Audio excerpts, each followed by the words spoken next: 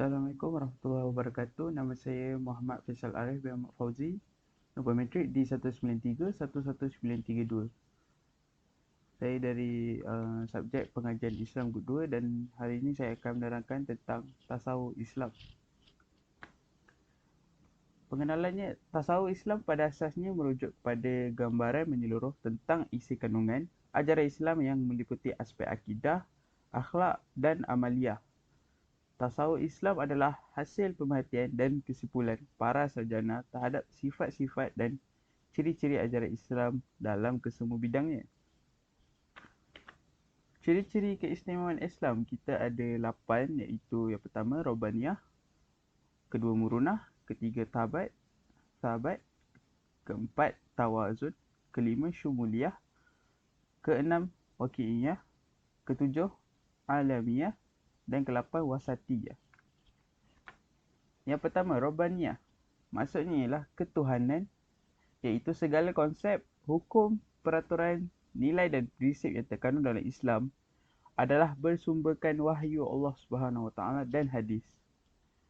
Dan prinsip Robbaniyah pula ialah yang pertama, Islam ialah agama yang diwahyukan oleh Allah Subhanahu Wa Taala dan bukan ciptaan manusia. Yang kedua, Islam ialah satu pegangan yang jitu dan bersih daripada kekurangan, kejahilan dan dorongan hawa nafsu. Dan yang ketiga ialah Islam dan seluruh makhluk merupakan hak Allah Subhanahu Wa Taala.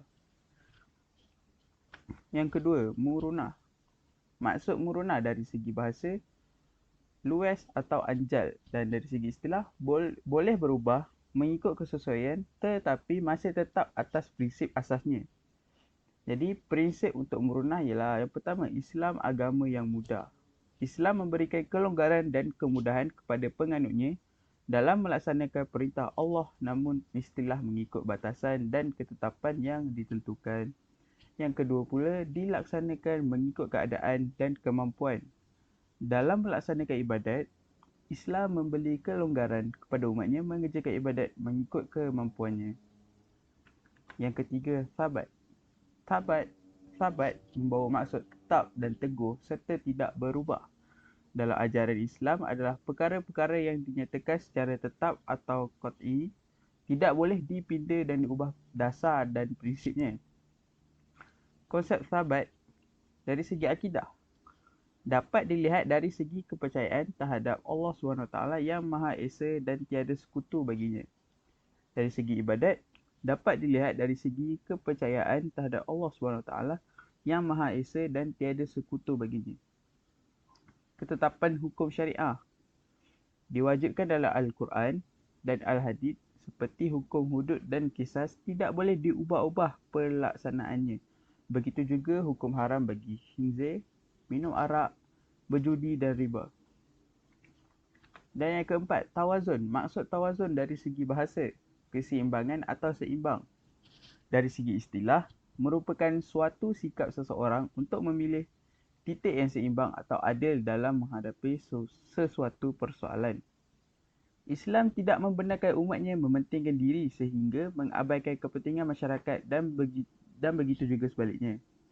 Islam juga tidak membenarkan umatnya mementingkan aspek kerohanian semata-mata sehingga mengabaikan aspek jasmani dan kebendaan dan begitu juga sebaliknya. Yang kelima, Syumuliyah. Maksud Syumuliyah ialah Islam merupakan agama yang sempurna dan menyeluruh serta mencakupi segala aspek kehidupan setiap manusia.